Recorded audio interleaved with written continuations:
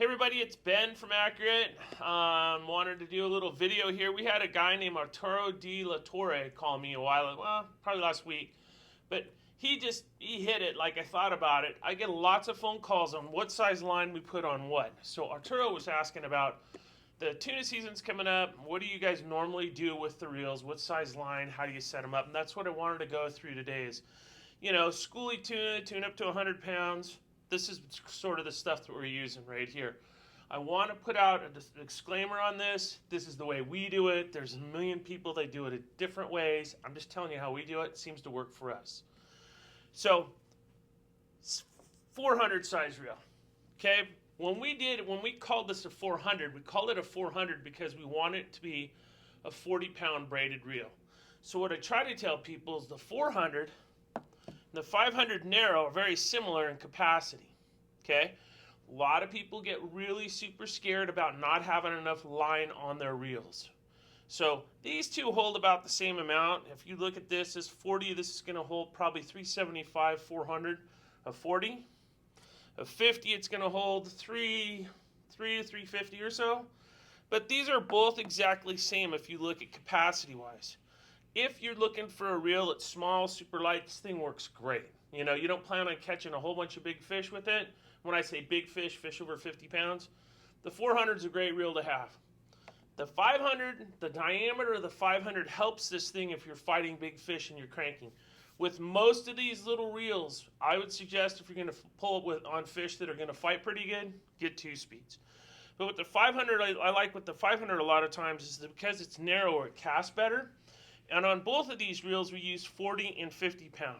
And like I was saying, they're going to get anywhere between, depending on diameter, 325 yards to 425 yards in either one of these. So another thing that he was asking me about was top shots. Okay, top shots, we don't do top shots here.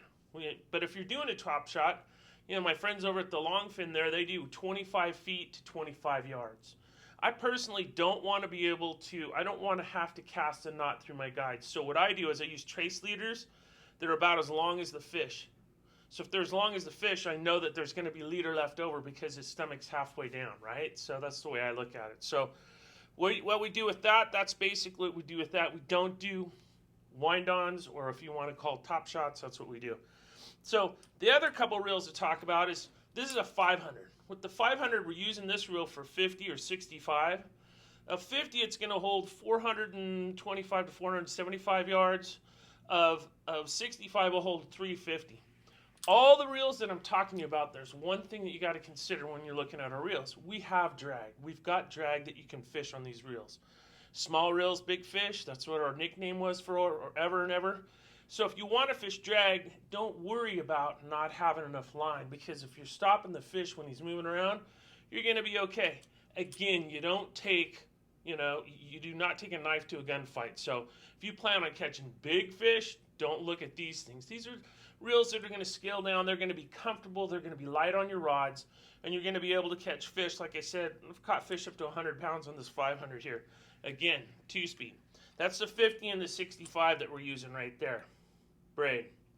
Then the last reel that I wanted to show you guys, if I could get this to stand up, there it is a 65, or the 65, the 600 narrow.